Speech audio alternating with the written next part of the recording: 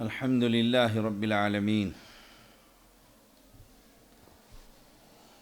والصلاة والسلام على سيد الأنبياء والمرسلين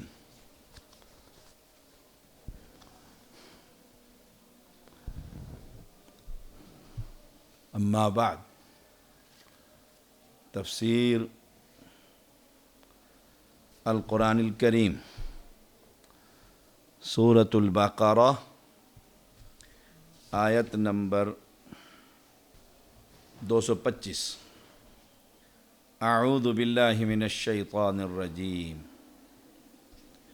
لا یؤاخذکم اللہ باللغو فی ایمانکم ولکن یؤاخذکم بما کسبت قلوبکم واللہ غفور حلیم للذین یؤلون من نسائهم تربص 4 اشہر فإن فاءوا فإن الله غفور رحيم وإن عزموا الطلاق فإن الله سميع عليم۔ اللہ تمہیں تمہاری قسموں میں لغو پر نہیں پکڑتا بلکہ تمہیں اس پر پکڑتا ہے جو تمہارے دلوں نے کمایا، اور اللہ بے حد بخشنے والا نہایت بردبار ہے۔ ان لوگوں کے لیے جو اپنی عورتوں سے قسم کھا لیتے ہیں 4 مہینے انتظار کرنا، پھر اگر وہ رجوع کر لیں تو بے شک اللہ بے حد بخشنے والا نہایت رحم والا ہے، اور اگر طلاق کا پختہ ارادہ کر لیں تو بے شک سب کچھ سننے والا اور سب کچھ جاننے والا ہے۔ لغو قسموں سے مراد وہ قسمیں ہیں جو نیت کے بغیر عادتاً زبان سے نکل جاتی ہیں۔ واللہ باللہ، اللہ کی قسم، اللہ کی قسم، ہر بات پر یہ عادتاً زبان سے نکلتی ہیں۔ ایسی قسموں پر نہ کوئی کفارہ اور نہ کوئی سزا ہے۔ ایسی قسمیں کھانے نہیں چاہیے۔ اللہ کا نام بڑا عظمت والا ہے، لیکن کسی انسان کو اگر عادت پڑ جائے اور عادتاً وہ قسمیں کھا رہا ہو، اس کی اصلاح کریں گے کہ بات بات پر قسم نہ کھائیے، لیکن اس کے لیے کفارہ کوئی نہیں اور اس کے لیے سزا بھی کوئی نہیں۔ ہاں، وہ قسمیں جو دل کے ارادے سے باقاعدہ کھائی جائیں، اللہ کی قسم میں یہ کام ضرور کروں گا یا نہیں کروں گا، اور پھر ان کے خلاف ورزی کی جائے تو ان پر کفارہ، یعنی دل کے ارادے سے پختہ قسم کھانے والا نیتاً کر کے پھر اس قسم کو توڑ دیتا ہے۔ مثلا قسم کھاتا ہے میں فلاں گھر یا فلاں دکان پر نہیں جاؤں گا، اور نیتاً ارادتاً کھاتا ہے پختہ، پھر وہاں چلا جاتا ہے اس دکان پر، تو اس کے لیے کفارہ ہے جو ہم کل کے سبق میں بتا چکے ہیں۔ جان بوجھ کر جو شخص جھوٹی قسم کھائے، یہ کبیرہ گناہ، کبیرہ گناہ، اس کا کوئی کفارہ نہیں۔ اب اس نے جان بوجھ کر جھوٹی قسم کھائی ہے اپنا موقف کو ثابت کرنے کے لیے یا اپنا مال کو فروخت کرنے کے لیے کہ یہ مال میرا فروخت ہو جائے، تو اس کے لیے ندامت کے آنسو کہ میں تو کبیرہ گناہ کا مرتکب ہو گیا ہوں، جو بغیر توبہ کے معاف نہیں ہوتا۔ اسے یمین غموس کہتے ہیں۔ کبیرہ گناہ ایسی قسم جو جھوٹی قسم کھائی جائے، یمین غموس کہتے ہیں اس کو۔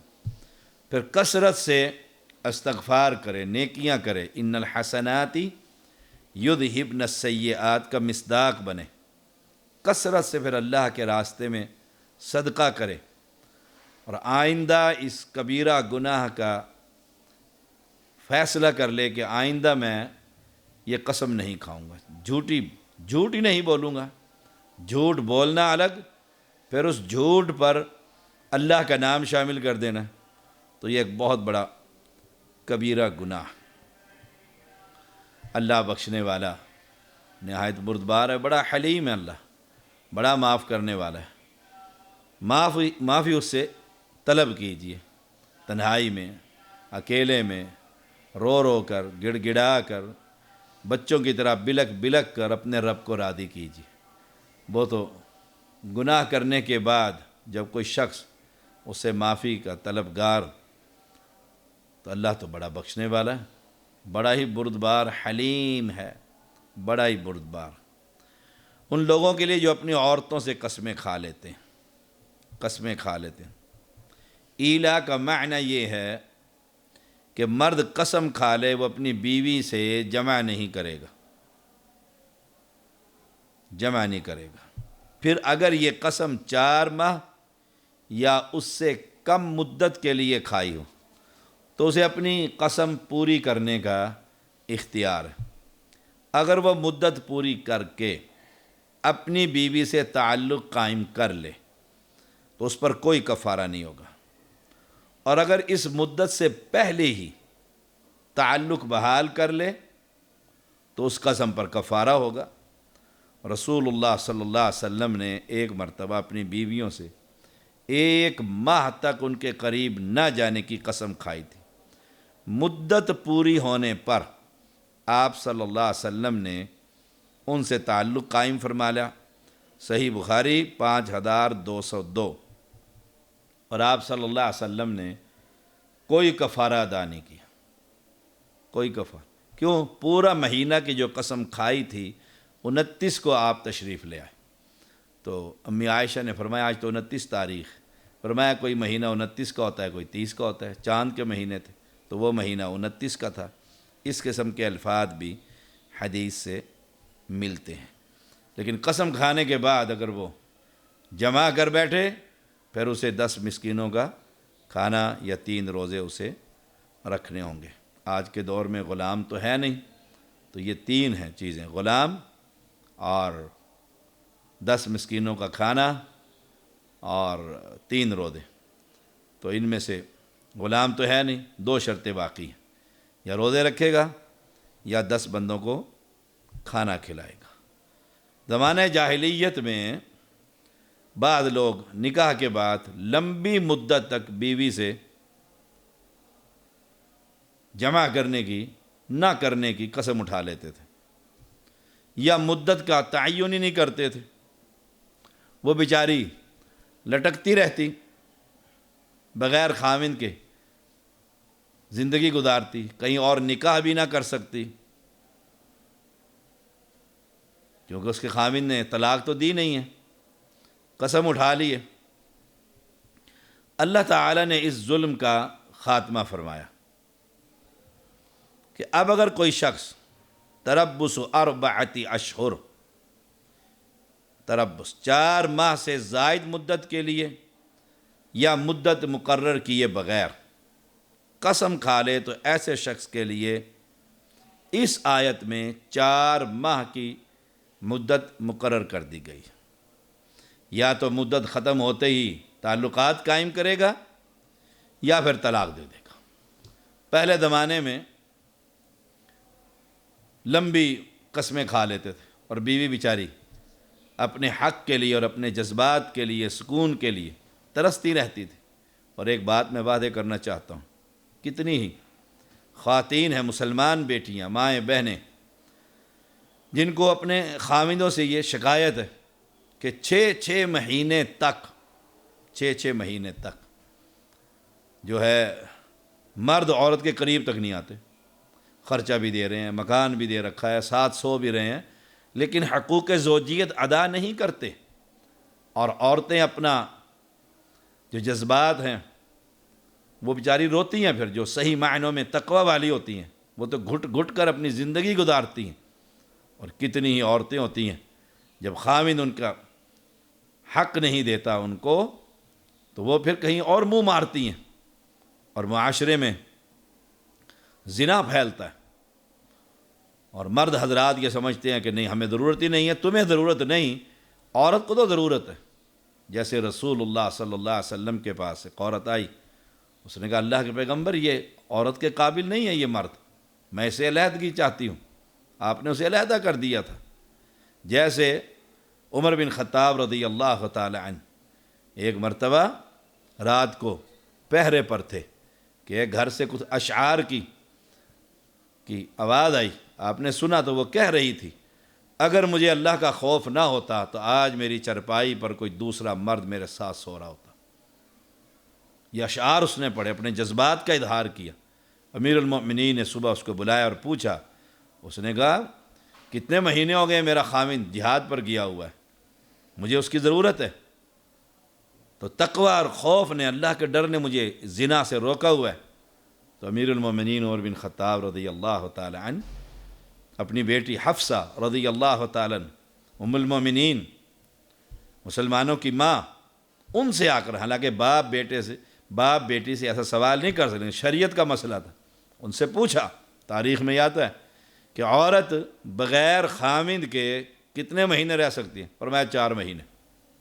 آپ نے پھر قانون بنا دیا تھا کہ ہر مجاہد کو 4 مہینے کے بعد اپنے گھر آنا ہوگا، 4 مہینے کے بعد اپنی بیوی کا حق ادا کرنا ہوگا، ورنہ معاشرے کے اندر بگاڑ پیدا ہوتا ہے۔ تو اللہ تعالی نے بھی یہاں پر ان لوگوں کے لیے جو قسمیں کھا لیتے ہیں 4 مہینے انتظار کرنا ہے، 4 اشہر، اگر وہ رجوع کر لیں ٹھیک ہے، اللہ بخشنے والا اور رحم کرنے والا ہے۔ سبحان اللہ۔ پہلی صورت اختیار کرے گا تو اسے کفارہ دینا ہوگا، 4 ماہ کی سے زائد کی جو اس نے قسم کھائی ہے، اب وہ کفارہ دے گا۔ اللہ نے تو اب مقرر کر دی ہے۔ اگر وہ دونوں صورتوں میں سے نہ جمع کرتا ہے اور نہ طلاق دیتا ہے تو حاکم وقت اسے مجبور کرے گا۔ اب یہ اس کی ذمہ داری ہے، خاندان کے بڑوں کی ذمہ داری ہے۔ اب یہ بڑی شرم کی بات ہے کہ مرد کو کہا جائے کہ تم عورت کو ساتھ اپنے تعلقات قائم کرو اور مرد نہ کرے۔ میرے پاس ایک مرتبہ ایک مسلمان عورت آئی تو اس کی والدہ کہنے لگی اسے سمجھائیں، یہ اپنے خاوند کے ساتھ نہیں رہنا چاہتی، طلاق چاہتی ہے۔ تو اس نے کہا کہ شاہ صاحب میں مسلمان عورت ہوں، میرا خاوند عورت کے قابل ہی نہیں ہے، میرے قابل نہیں، کسی عورت کے قابل ہی نہیں ہے، نہ مرد ہے۔ اب پھر اس کی والدہ چپ ہو گئی، خاموش ہو گئی، تو کہنے لگی اب عزت کا مسئلہ ہے، اسے کہو کہ یہ صبر کرے۔ اس نے کہا میں جوان عورت ہوں، میں کیسے صبر کروں؟ میں اس سے طلاق مانگتی ہوں، میں اس سے علیحدگی چاہتی ہوں، اور شریعت بھی یہی کہتی ہے۔ تو حاکم وقت اسے مجبور کرے گا۔ جن لوگوں کا یہ خیال ہے کہ 4 ماہ کی عدت، 4 ماہ جو اس نے قسم اٹھائی تھی اور اس کے بعد اس نے فارغ نہیں کیا تو خود بخود طلاق ہو جائے گی، نہیں، خود بخود طلاق نہیں ہوگی، طلاق واقع نہیں ہوگی۔ اس میں عبداللہ ابن عمر رضی اللہ تعالی عنہما اور دیگر صحابہ کے اقوال موجود ہیں۔ تو للذین یؤلون من نسائہم تربص 4 اشہر فإن فاؤوا، اگر وہ رجوع کر لیں 4 مہینے کی قسم تو اللہ بخشنے والا رحم کرنے۔ وإن عدموا الطلاق، اگر وہ طلاق کا ارادہ کر لیں پختہ تو طلاق دے دیں اس کو، بس پھر اسے فارغ کر دیں۔ فإن اللہ سمیع علیم۔ والمطلقات يتربصن بأنفسهن 3 قروء ولا يحل لهن أن يكتمن ما خلق الله في أرحامهن إن كن يؤمن بالله واليوم الآخر وبعولتهن أحق بردهن في ذلك إن أرادوا إصلاحا ولهن مثل الذي عليهن بالمعروف وللرجال عليهن درجة والله عزيز حكيم۔ اور وہ عورتیں جنہیں طلاق دی گئی، اب عورتوں کا مسئلہ ہے، پہلے مرد کے لیے تھا پچھلی آیت میں، اب عورت کے لیے، وہ 3 حیض تک انتظار رکھیں۔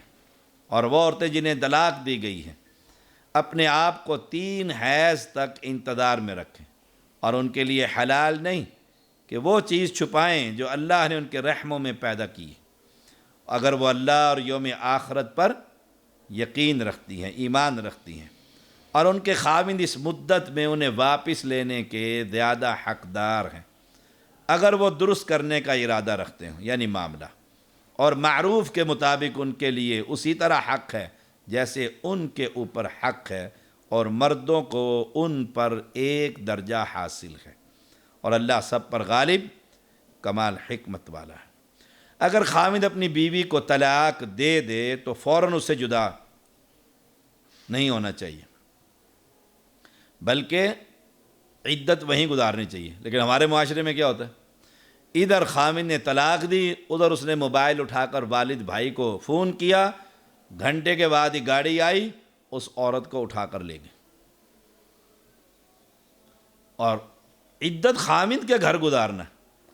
آج غصے میں اس نے طلاق دی ہے، وہ خاوند کے گھر کے اندر رہے گی، 3 ماہ اس کی 3 حید اس کی عدت ہے۔ کسی وقت عورت کو دیکھ کر خاوند کے جذبات، خاوند کے نفسانی خواہشات یا خاوند کو اولاد یاد آئے تو اپنی بیوی سے رجوع کر سکتا ہے، شرعاً تو یہ ہے۔ لیکن ہمارے معاشرے کے اندر تو دوسرا لمحہ نہیں گزرتا، ادھر طلاق لی اور ادھر طلاق ہوئی اور ادھر وارث آئے اور اسے اٹھا کر لے جائیں، خاوند اور پھر غصے میں آیا، اس نے پھر رجوع ہی نہ کیا۔ تو شرعاً عورت کو اپنے خاوند کے گھر رہنا چاہیے، اور اس مدت کے اندر وہ کسی سے کوئی نکاح یا منگنی، کوئی ایسی چیز، کوئی پیغام نہ، کیوں؟ سب سے پہلے خاوند کا حق ہے اس پر کہ وہ رجوع کرے۔ مدت گزرنے کے بعد، 3 حید گزرنے کے بعد پھر عورت آزاد ہے، جس سے چاہے نکاح کر لے۔ عدت کا خاص خیال رکھنا چاہیے۔ کچھ لوگ عدت میں نکاح کر لیتے ہیں، عدت ختم ہی نہیں ہوتی، بڑا گناہ کبیرہ ہے۔ مسئلہ یہ ہے کہ اگر خاوند جماع کے بعد اپنی عورت کو طلاق دے اور اسے حیض نہ آتا ہو تو اس کے لیے عدت 3 ماہ۔ نمبر 1، ایسی عورت جسے حیض نہیں آتا، 40 سال سے اوپر ہوئی، سنیاس جسے کہا جاتا ہے، حیض خشک ہو جاتا ہے، ایسی عورتیں، بڑی عمر کی عورتیں، تو اب انہیں حیض تو آتا نہیں ہے، 3 قروء، اب وہ 3 ماہ تک اپنے آپ کو روکے رکھیں گے، ان کی عدت 3 ماہ۔ اور اگر حاملہ ہے تو حمل سے فارغ ہوں گی۔ دیکھیے سورۃ طلاق،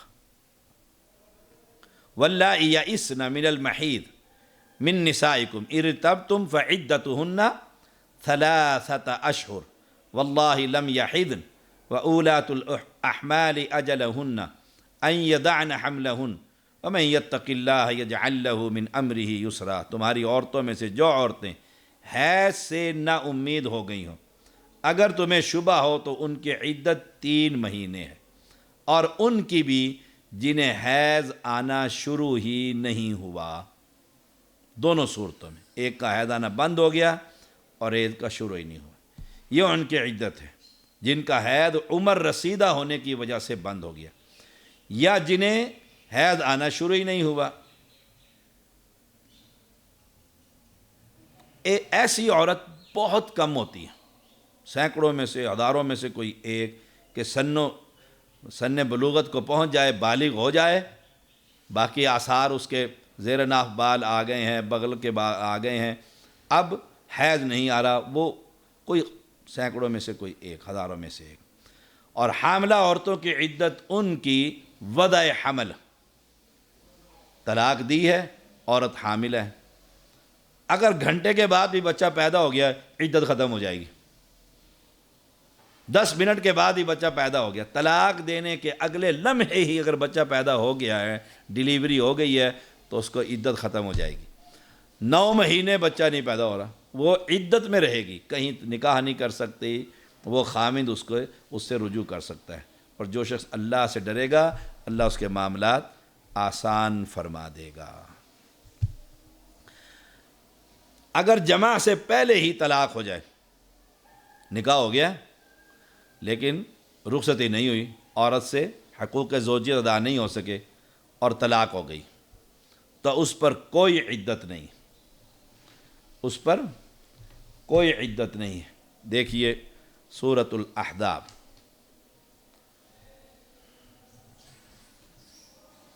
یا ایھا الذین آمنوا اذا نکحتم المؤمنات ثم طلقتموهن من قبل ان تمسوهن فما لكم عليهن من عدة تعتدونها فمتعوهن وسرحوهن سراحا جمیلا۔ اے مومنو، جب تم مومن عورتوں سے نکاح کرو پھر ہاتھ لگانے سے پہلے ہی طلاق دے دو تو ان پر تمہارا کوئی حق عدت کا نہیں جسے تم شمار کرو، پس تم کچھ نہ کچھ انہیں دے دو اور بھلے طریقے پر انہیں رخصت کر دو۔ نکاح کے بعد جن عورتوں سے ہم بستری کی جا چکی ہو اور وہ بھی جوان ہو، ایسی عورتوں کو طلاق مل جائے تو ان کی عدت 3 حیض۔ یہاں ان عورتوں کا حکم ہے جن سے نکاح ہوا لیکن ہم بستری نہیں ہوئی، حقوق زوجیت ادا نہیں ہوئے، ان کو اگر طلاق ہو جائے کوئی عدت نہیں۔ غیر مدخولہ مطلقہ اسے کہتے ہیں، بغیر عدت گزارے اگلے ہی لمحے کسی اور سے نکاح کر سکتی ہے۔ ابھی کسی نے طلاق دی، نکاح ہوا اور اس کو طلاق دے دی، وہ اگلے ہی لمحے دوسرا دلہا وہاں بیٹھا ہو، وہ نکاح کرے اس کے ساتھ چلے جائے، کوئی عدت اس کے لیے نہیں۔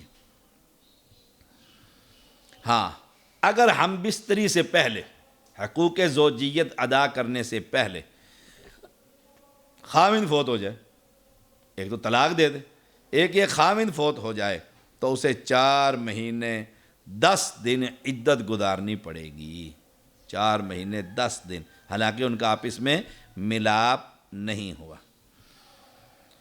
سبحان اللہ۔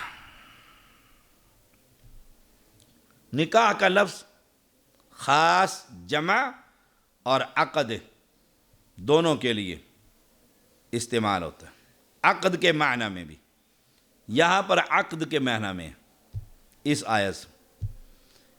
آیت سے استدلال کرتے ہوئے یہ بھی کہا جاتا ہے کہ نکاح سے پہلے طلاق نہیں، نکاح کے بعد طلاق کا ذکر ہے۔ اذا نکحتم المؤمنات ثم طلقتموہن، نکاح سے پہلے کوئی کہے میں فلاں عورت کو طلاق دیتا ہوں، تیرے نکاح میں نہیں، طلاق کیسے ہوگی اسے؟ جو چیز وجود ہی نہیں تم اس کو طلاق دے رہے ہو، ایسا نہیں ہو سکتا۔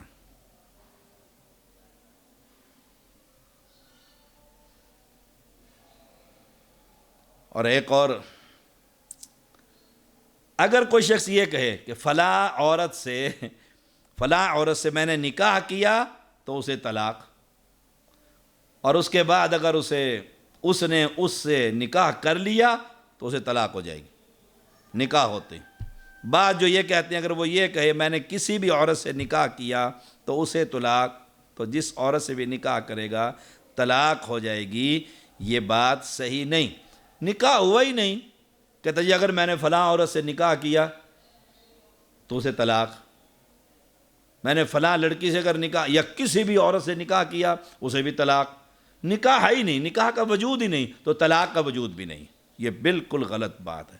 لا طلاق قبل نکاح، حدیث یاد رکھیے گا ابن ماجہ کی، لا طلاق قبل نکاح لا طلاق لابن آدم فیما لا یملک، نکاح سے قبل طلاق جس کی کوئی شرعی حیثیت نہیں ہے، کوئی شرعی حیثیت نہیں ہے۔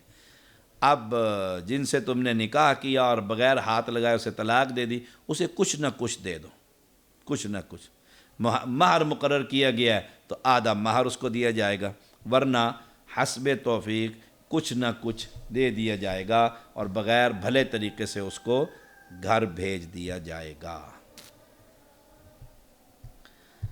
سبحانہ۔ اب یہاں پر لفظ ہے ثلاثۃ قروء، تو ان کی عدت 3 قروء، قروء جمع ہے، اس کا واحد ہے قرء، اور یہ حیض کے ایام پر بھی بولا جاتا ہے اور طہر کے ایام پر بھی، یعنی حیض سے پاک ہونے پر بھی، دونوں پر یہ بولا جاتا ہے۔ اس کے لیے آپ یہ آیت کو ریفرنس ٹو کنٹیکٹ دیکھ کر ترجمہ کر سکتے ہیں۔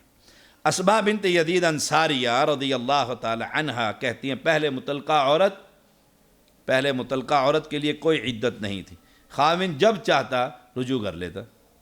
جب مجھے طلاق ہوئی، اسماء کہتی ہیں، تو اللہ تعالیٰ نے اس موقع پر طلاق کی عدت کا حکم نازل فرمایا۔ ابو داود 2281۔ ثلاثۃ قروء ولا يحل لهن ان يكتمن ما خلق الله في رحامهن، عورتوں کے لیے حکم یہ ہے کہ حلال نہیں ان کے رحم میں جو کچھ بھی ہے، حمل ہے، حیض ہے یا پاکی کی حالت میں ہے، اسے وہ چھپائیں نہیں، اسے وہ چھپائیں نہیں۔ انہیں چاہیے کہ وہ بتا دیں بھی میں تو حامل ہوں، میں تو حامل ہوں، میں تو حیض کی حالت میں ہوں، اور یا میں بالکل پاک صاف ہوں۔ حمل چھپانے کی صورت میں وہ کہیں اور نکاح کرے گی اور وہ بچہ کسی کا تھا اور کسی کے ذمہ لگ جائے گا، اور ایسے کتنے کیسز ہمارے سامنے آتے، کتنے کیسز۔ پچھلے دنوں ایک طلاق ہوئی ہے، وہ گھر لے کر گیا تو اسے تیسرے دن ہی عورت کو الٹیاں شلٹیاں لگی، چیک کروایا، 1 مہینے کا بیبی تھا، پریگننسی تھی، اس خاوند نے طلاق دے دی۔ اب اس نے حمل چھپا رکھا تھا اور ایمرجنسی میں اس کی شادی کی، پھر بھی، اور وہ بات کہاں سے کہاں پہنچی۔ اور حیض چھپا لے گی کہ میں حیض سے ہوں، عدت جلدی گزرے تو یا عدت سے پہلے یا عدت کے بعد اس صورت میں فارغ ہوگی اور حرام کا ارتکاب ہوگا کہ عدت کے اندر کہیں وہ نکاح وغیرہ کرے گی۔ تو فرمایا وَبُعُولَتُهُنَّ أَحَقُّ بِرَدِّهِنَّ، نہیں، ایک شرط اور لگائی، ان کے لیے حلال نہیں جو یہ چھپائیں، جو اللہ نے ان کے رحم میں پیدا کیے، اگر وہ اللہ پر اور یوم آخرت پر ایمان رکھتے ہیں۔ ان کن یؤمن باللہ والیوم الآخر، یہ اللہ پر ایمان، یعنی مسلمان عورت کا یہ وطیرہ نہیں ہو سکتا۔ اگر اللہ پر ایمان ہے تو وہ صاف صاف بتا دیں میں حیض کی حالت میں ہوں، طہر کی حالت میں ہوں یا حاملہ۔ اب فرمایا وَبُعُولَتُهُنَّ، ان کو چپ کرو، وَبُعُولَتُهُنَّ أَحَقُّ بِرَدِّهِنَّ فِي ذَلِكَ إِنْ أَرَادُوا إِصْلَاحًا، عدت کے اندر خاوند رجوع کرنا چاہے تو عورت کو لازماً ماننا پڑے گا، کیونکہ حق پہلے خاوند کا لوٹانے کا، عدت کے اندر اس کا حق ہے۔ وَلَهُنَّ مِثْلُ الَّذِي عَلَيْهِنَّ بِالْمَعْرُوفِ، عورتوں کا بھی معروف طریقے کے مطابق مردوں پر ویسا ہی حق ہے جیسے مردوں کا عورتوں پر حق ہے۔ جابر بیان کرتے ہیں رضی اللہ تعالیٰ عنہ، رسول اللہ صلی اللہ علیہ وسلم نے فرمایا تمہارا ان عورتوں پر یہ حق ہے کہ وہ تمہارے بستر پر اس کو نہ بیٹھنے دے جس کو تم پسند نہ کرو، اور اگر وہ ایسا کرے تو انہیں مارو، ایسی مار جو نشان نہ ڈالے، اور ان کا حق تم پر یہ ہے تم انہیں دستور کے مطابق کھانا کھلاؤ، لباس پہناؤ، اچھی طریقے سے رکھو۔ یہ صحیح مسلم 1218 نمبر۔ ان کا بھی تم پر حق ہے۔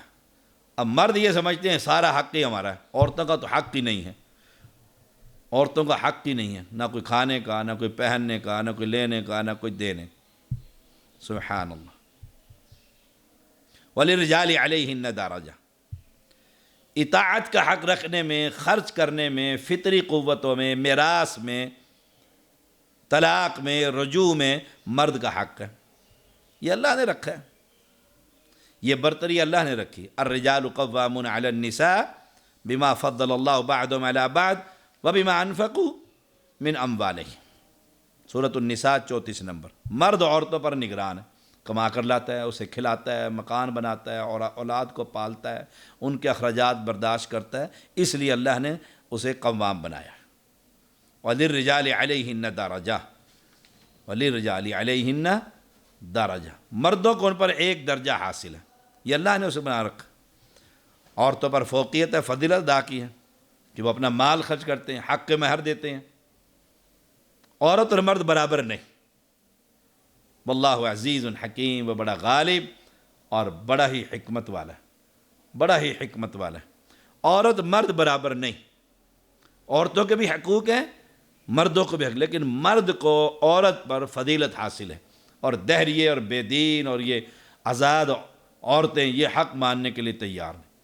پر ایک مرتبہ حیض عورت کو آتا ہے تو اگلی دفعہ مرد کو آنا چاہیے، مردوں کو تیرے اندر ایک دن تمہیں بھی حیض ہے، ایک مرتبہ بچہ عورت پیدا کرے، ایک مرتبہ مرد پیدا کرے۔ عورت جو کہتی ہے میں نوکری بھی کرنی ہے، بازار بھی جانا ہے، کما کر بھی لانا ہے، فلاں بھی کرنا ہے، فلاں بھی کرنا ہے، یہ تو مردوں کے کام ہے نا سارے۔